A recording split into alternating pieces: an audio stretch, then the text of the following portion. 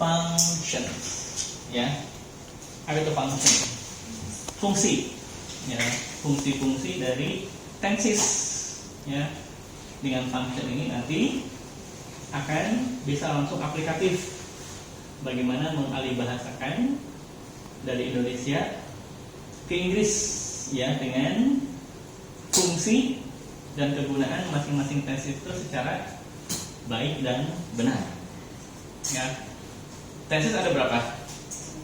16. Berarti kita akan kaji semua fungsi dari masing-masing tenses itu yang 16. Berarti akan ada berapa langkah kalau gitu?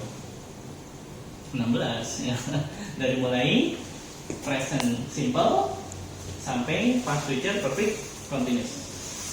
Nah, tapi tenang, bahwa tidak berarti harus dengan 16 poin. Kita cukup dengan beberapa hal. Caranya adalah dengan cukup mengetahui arti dari masing-masing tenses itu sendiri, istilahnya. Nah, misal istilah present. Apa artinya present? Kalau misal ada di absen, hadir. Atau kalau misal nonton film, ada kata ini kan ya, maka dari situ apa artinya? Mempersembahkan, kan itu ya. Atau kalau misal lagi ulang tahun, pernah ulang tahun nggak kalian? On your birthday, I give you a present. Maka di situ apa artinya present? Hadiah. Jadi present secara arti bisa artinya hadir, bisa artinya mempersembahkan, bisa artinya hadiah. Tapi dalam konteks tenses, present ini artinya adalah saat ini. Nah, artinya kalau itu, present itu punya fungsi untuk menyatakan aktivitas atau kegiatan atau peristiwa yang terjadi kapan? Saat ini. Gampang ya? Kebayang? Menggunakan verb berapa? Verb 1 kan ya? Berarti kalau ada kalimat bahasa Inggris yang di situ menggunakan verb 1, berarti sedang menyampaikan atau menyatakan hal-hal yang terjadi kapan? Saat ini. Oke, yang kedua, apa setelah present? Past. Apa artinya past? Past itu artinya masa lalu atau masa lampau. Hanya dari sini nggak bisa langsung tanda mana. Kita koma dulu. Kenapa? Karena biasanya kalau di masa lalu sesuatu yang terjadi itu jadi apa? Bisa jadi kenangan, bisa jadi pengalaman, bisa jadi sejarah, bisa jadi apa lagi? Cerita. Artinya kalau gitu, kalau punya kenangan sampaikanlah dalam bentuk past. Punya pengalaman sampaikanlah dalam bentuk past. Punya sejarah sampaikanlah dalam bentuk past. Punya cerita sampaikanlah dalam bentuk past. Berarti past itu memang menggunakan verb berapa? Verb 2. Berarti kalau ada kalimat bahasa Inggris yang di situ menggunakan verb 2, maka bisa dipastikan sedang membicarakan tentang kenangan, pengalaman, sejarah ataupun cerita. Oke, kata kuncinya adalah cerita. Nah, ini pun sama, nggak bisa langsung tanda panah. Jadi cerita itu wujudnya bisa kenangan, bisa pengalaman, bisa sejarah. Kenapa masih tanda koma? Karena biasanya kalau cerita atau kenangan atau pengalaman suka ada nasib ya. Tahu kan nasib? Misal apa nasib itu? Yang sering kita makan kan ya? Oh, nasi. Kan kalau cerita suka ada istilah happy ending kan gitu ya. Berakhir dengan bahagia kan gitu ya, dengan happy. Berarti oke, sekarang kalau cerita itu nasibnya gimana? Nasibnya sudah jelas atau belum jelas? Sudah jelas. Nasibnya sudah jelas.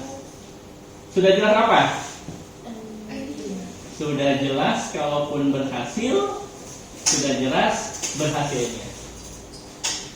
Kalaupun gagal, sudah jelas gagal. Kalaupun bahagia, sudah jelas bahagianya. Kalaupun sedih, sudah jelas sedihnya. Kalaupun suka, sudah jelas sukanya. Kalaupun duka, sudah jelas. Nisa tahu nggak duka? Nah, kalau kita mah nggak tahu duka itu. Jadi dalam bahasa Sunda, duka itu artinya tidak tahu. Tapi Abil memang jarang pakai duka ya. Suka kalau bilang nggak tahu, bilangnya apa? Teuing katanya gitu ya. Atau terang. Ya. Oke, jadi pas itu adalah tentang masa lalu. Wujudnya bisa cerita, bisa kenangan, bisa pengalaman, bisa sejarah. Yang nasibnya sudah jelas. Sudah jelas berhasil atau sudah jelas gagal. Nah, barulah dari sini kita kasih tanda panah. Oke, berikutnya adalah future. Apa artinya future? Masa yang akan datang atau masa depan. Nah, kita kunci aja masa depan. Masa depan jadi apa? Kalau tadi masa lalu itu jadi cerita, jadi kenangan, jadi pengalaman, jadi sejarah. Kalau masa yang akan datang tidak apa? Kalau bisa jadi impian, bisa jadi cita-cita, bisa jadi harapan, betul? Bisa jadi rencana, kan gitu? Nah, kata kuncinya apa? Kata kuncinya adalah rencana. Kenapa? Cita-cita rencana bukan. Impian rencana bukan. Keinginan rencana bukan. Rencana bukan. Oke. Jadi rencana ini wujudnya bisa harapan, bisa cita-cita, bisa keinginan, bisa impian, kan gitu. Nah, oleh karena rencana, maka dalam future nih, selalu ada kata ini, akan. Tahu kan ya, ada akan, ada teteh gitu. Oh, akan. Kenapa? Dalam future ada kata akan. Tahu? Will. Nah, karena dalam future pasti ada will. Artinya will apa? Akan, kan gitu. Ya. Oke. Terus ada nasib nggak nih namanya rencana? Nah, oke. Kalau tadi cerita kenangan nasibnya sudah jelas. Kalau rencana berarti nasibnya gimana? Belum. Nah, nasibnya belum jelas. Belum jelas apanya? Belum jelas berhasil, belum jelas gagal. Artinya gimana? Bisa berhasil, bisa gagal. Ya, future ya. Nah, yang terakhir adalah past future. Apa tuh? Ini Nisa, bahwa past future itu adalah merupakan gabungan, merupakan perkawinan atau pernikahan antara past dan future. Past itu apa? Masa. Future itu apa? Kira-kira antara masa lalu dengan masa depan bisa bersatu nggak? Bisa ketemu nggak? Bisa nggak? Nih di dunia saya, dunia kita kan berbeda ya. Kenapa berbeda? Kalau saya mah lebih terbiasa di dunia nyata, sedangkan kalian lebih terbiasa di dunia mana atau dunia lain? Atau dunia lain? Ya, urutan waktu kan gini: masa lalu, masa sekarang, masa yang akan datang. Misalnya, artinya antara masa lalu dengan masa yang akan datang selalu dihalang-halangi oleh masa sekarang. Gak bisa ketemu. Ya, maksud kan? Paham nggak? Di dunia kalian sama nggak urutannya gitu? Berarti dunia kita memang sama ya. Nah, oleh karena itu, memahami past future, karena pas masa lalu, future, masa depan itu nggak bisa bersatu, nggak bisa ketemu, kita pakai kata yang kedua, bahwa past adalah cerita, bahwa future adalah rencana. Oke, kebayang. Jadinya gimana past future itu? Rencana yang jadi cerita atau cerita yang jadi rencana? Cerita yang menjadi rencana. Wujudnya kayak gimana, Bill? Rencana yang jadi cerita, cerita yang jadi rencana. Gampang. Ini memahaminya gini, Rizal. Ada dua kalimat. Berapa kalimat? Dua. Yang pertama gini. Saya akan pergi. Kira-kira tensesnya apa? Future. Tahu future dari mana, Harul? Ada will-nya gitu itu. Ada akan, kan masih bahasa Indonesia. Saya akan pergi. Ada kata apa? Akan. Namanya akan berarti apa? Future. Clear? Jadi kalimat yang pertama adalah future, karena ada kata akan. Nah sekarang coba bandingkan dengan kalimat yang kedua. Saya akan pergi kemarin. Kira-kira tensesnya apa? Pas. Pas apa? Pas future. Taunya future dari mana? Akan. Taunya pas dari mana? Nah kan gitu. Ya. Bisa kan kalimat itu? Saya akan pergi kemarin. Berarti pas future. Taunya future ada kata akan. Taunya pas karena kemarin. Paham? Gini. Kalau pas itu nasibnya sudah jelas. Kalau future nasibnya belum jelas. Sekarang coba kalau tadi kalimat yang pertama, saya akan pergi.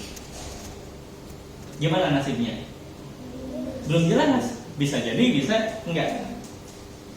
Nah, sekarang kalimat yang kedua. Saya akan pergi kemarin. Kira-kira nasibnya jelas atau belum jelas? Sudah jelas. Jelas apanya? Gagal kan? Gak jadi kan? Betul nggak? Apalagi kalau misalnya ada tambahan kayak gini. Sebenarnya saya akan pergi loh kemarin. Jadi nggak kira-kira itu? Tidak.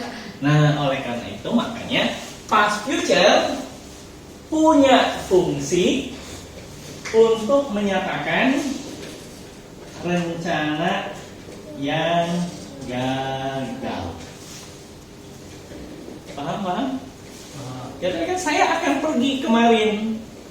Taunya rencana dari mana? Akan. Taunya gagal karena kemarin kan gitu. Paham? Jadi past future punya fungsi apa? Menyatakan rencana yang gagal. Oke, kalian pernah punya rencana yang gagal nggak? Pernah atau sering? Kalau sering, maka sering-seringlah menggunakan tenses past future. Kan gitu. Tapi sebenarnya past future juga bukan untuk rencana yang gagal ya. Bisa juga untuk basa-basi. Basa-basi itu apa? Bahasa yang sudah basi. Lebih enak mana dengan basa-basi? Basa-basi atau baso-basi? Yang biasa basa-basi laki-laki atau perempuan? Oh, perempuan, bukan laki-laki. Ya, masuk. Ya. Jadi, tapi meskipun yang suka basa-basi itu laki-laki, katanya perempuan juga suka di basa-basi gitu. Betul nggak? Daripada nggak ada kabar berita, lebih baik cukup dengan basa-basi kan gitu ya. Oke ya. Jadi past future punya fungsi untuk menyatakan ya apa? Rencana yang gagal. Oke, present ada berapa? Past ada berapa? Future ada berapa? Past future ada berapa? Yang pertama apa? Simple. Apa artinya simple? Sederhana. Kalau tahu dan ingat sederhana, berarti hubungannya dengan apa? Rumah makan ya. Rumah makan sederhana ya. Oke, sederhana itu maksudnya gimana? Biasa saja, betul nggak? Jadi kalau misalnya ada yang nyebutin, oh Rizal orangnya sederhana, berarti maksudnya apa? Rizal orangnya, oh biasa-biasa aja. Misal loh ya. Enggak kok. Kaset kok. Ya, oke. Simple ada nggak di present? Ada. Simple ada nggak di past? Ada. Simple ada nggak di future? Ada. Simple ada nggak di past future? Present simple berarti punya fungsi untuk menyatakan kegiatan yang gimana? Biasa-biasa aja. Terjadinya kapan? Sekarang. Berarti yang gimana? Yang sudah rutin. Yang sudah apa? Rutin, yang sudah biasa. Paham? Oke, tadi simple ada nggak di pas? Berarti pas simple punya fungsi untuk menyatakan apa? Yang sifatnya gimana? Kalau di cerita itu tentang keberhasilan, gimana perasaannya? Biasa aja. Kan masih simple. Kalaupun di cerita itu tentang kegagalan, gimana perasaannya? Biasa aja. Karena masih simple gitu. Simple ada nggak di future? Berarti punya apa? Yang sifatnya gimana? Atau berarti kalau ada rencana itu nantinya berhasil, gimana perasaannya? Biasa aja. Kalaupun rencana itu akhirnya gagal, gimana perasaannya? Biasa aja. Karena masih simple. Paham? Ya sekarang past, future, simple. Punya apa? Yang sifatnya gimana? Gimana kalaupun gagal? Biasa aja. Oke, akan berbeda kalau gini. Kok langsung sorry. Continuous, taunya perfect continuous dari mana? Selama. Taunya past, taunya future dari mana? Akan. Akan. Nah, yang terakhir nih. Past, future, perfect continuous. Punya apa? Yang sudah ditentukan temponya, jenjang waktunya, kemudian gimana perasaannya? Sangat sedih. Jadi yang paling menyakitkan itu adalah past, future, perfect, continuous. Makanya kawan-kawan, yang past future ini jarang dipakai. Karena akan mengoyak-ngoyak perasaan gitu. Kalau past future simple masih mending ya. Tapi kalau udah past future continuous, past future perfect, apalagi past future perfect continuous itu sudah menyayat hati gitu. Oke, paham Pak? Paham. Udah kebayang? Oke, nanti lagi kita coba contohkan dulu ya. Misal ada kalimat seperti ini. Kamu datang dalam mimpiku tadi malam. Ya, ini hanya contoh aja ya. Atau ada yang terjadi? Kamu datang dalam mimpiku tadi malam. Bahasa Indonesia atau bahasa Inggris? Indonesia. Nah, bisa nggak kita bahasa Inggrisnya? Bisa. Dan kalimat bahasa Inggris pasti ada tensisnya.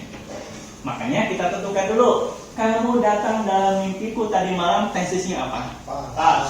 Taunya pas dari mana? Tadi malam. Pasnya pas apa nih? Kan pas ada pas simple, pas continuous, pas perfect. Pas perfect. Kalau perfect itu ada apa? Telah. Ada telahnya nggak? Nggak ada. Simple. Pas continuous, mungkin nggak pas continuous? Tidak. Continuous ada apa? Sedang. Ada sedangnya nggak? Tidak. Mungkin tidak pas perfect continuous. Tidak. Kenapa? Selama. Berarti kalau gitu apa? Pas simple gitu aja. Nggak ada telah, nggak ada sedang, nggak ada telah apa, tidak ada selama. Berarti pas simple satu. Kalau pas simple menggunakan verb berapa? Satu. Verb dua. Tidak pas. Pas kan verb dua. Nah kalau udah kayak gitu langsung kita terjemahkan bahasa Inggrisnya. Kamu you datang came. Oh, coba regular verb atau irregular verb? Irregular. Ya. Jadi pakai O atau pakai A? Betul kan pakai A? Datang. Nah, kalau pakai O jadinya apa? Dotong. Ini kan kayak prinsip koperasi ya. Dotong royong gitu ya. Ya. Oke, jadi pakai A kan? You came. Dalam mimpiku in my dream. Terus dari malam last night. Kan gitu. Boleh kalau mau nge-WA ke seseorangnya, you came in my dream last night gitu ya. Tapi bohong. Oh ada gitunya. Oke, yang kedua nih. Aku telah membawa kamu. Nah, Titiknya sampai di sini aja ya. Ya. Atau mau dilanjut? Titik. Aku telah membawa kamu ke puncak bahagia gitu. Tapi kalau saya mah bukan ke puncak bahagia ya. Aku telah membawa kamu ke puncak gunung. Kan suka mendaki. Jadi pendaki. Oke, aku telah membawa kamu. Tensisnya apa? Perfect. Kalau perfect dari mana? Telah. Berarti menggunakan verb 1, verb 2 atau verb 3? Verb 3, paham? Oke, jadi kita akan menggunakan verb 3. Langsung kita bahasa Inggriskan. Aku telah. Kalau have apa? Karena ini Gini. Telah ini nggak usah dibahasa Inggriskan. Ini hanya menjadi petunjuk bahwa tensisnya adalah perfect. Karena kalau harus dibahasa Inggriskan harus terjadi bolak-balik dekok. Maksudnya apa? Bisa. Aku bahasa Inggrisnya, I bahasa Indonesianya. Nah, itu. Telah kalau diterjemahkan have, telah have. Kalau have apakah artinya telah? Bukan kan? Have itu artinya mempunyai kan gitu. Makanya tidak terjadi bolak-balik dekok gitu. Makanya telah ini gak usah dibahasa Inggriskan. Ini hanya menjadi petunjuk bahwa tensisnya adalah perfect. Jadi kita langsung ke membawa. Coba membawa pertiganya apa? Regular verb atau irregular verb? Yakin? Membawa pertiganya brought? Hah? Bukan. Kenapa bukan? Kalau membawa bahasa Indonesia atau bahasa Inggris? Jadi verb tiganya ada nggak? Nggak ada. Kalaupun ada mungkin dipaksakan jadi regular verb gitu ya.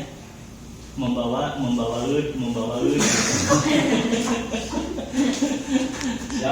jadi pada baut gitu.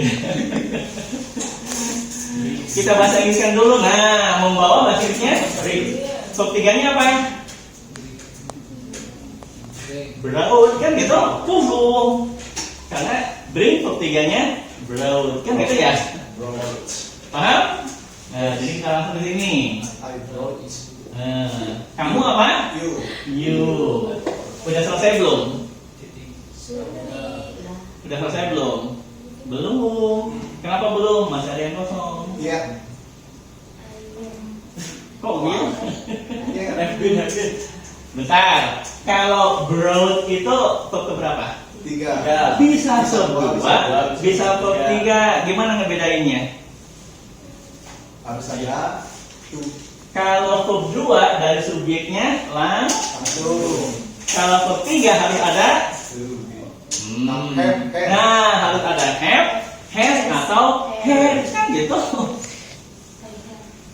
Coba kalau aku berarti pakai have atau pakai has? Kan have itu untuk apa aja? I, you, we, they. Sedangkan has untuk jadi kalau aku pakai have atau pakai has? Enggak dong. Kan aku bahasa Indonesia. Kecuali kalau I pakai have atau has. Kalau gitu mah. Ya. Jadi untuk mengatakan aku telah membawa kamu, bahasa Inggrisnya gimana, Alia? I have brought you to the top of happiness. Aku telah membawa kamu ke puncak bahagia, gitu ya. Atau nanti ke depan ya akan membawa kamu ke puncak papandayan, gitu ya. Sekarang satu lagi lah. Kami sedang bernyanyi. Apa tensinya? Continuous. Continuous dari mana? Ada sedang, berarti menggunakan verb 1, verb 2, verb 3 atau verb 1 ing? Verb 1 ing. Oke, kami bahasa Inggrisnya apa? We. Sedang? Gak usah bahasa Inggrisnya. Kalau sedang ini hanya menjadi petunjuk bahwa tensisnya continuous. Berarti harus menggunakan verb 1, verb 2, verb 3 atau verb 1 ing? Terus kita langsung coba nyanyi. Bernyanyi verb ingnya apa? Sing. Gak ada dong. Bahasa Kan kalau bernyanyi bahasa Indonesia. Kalaupun ada jadinya bernyanyi ing gitu. Gak apa. Kejebak ya. Nah, bernyanyi bahasa Inggrisnya? Sing. Udah ada ingnya belum? Belum. Ini. Udah. Kan tadi pertanyaannya udah ada ing-nya belum? Sudah. Sudah. Karena kalau nggak ada ing-nya jadi s-nya aja. Yang belum apa? Plus Tambahan ing. Nah, jadinya udah selesai belum? Belum. Kenapa belum?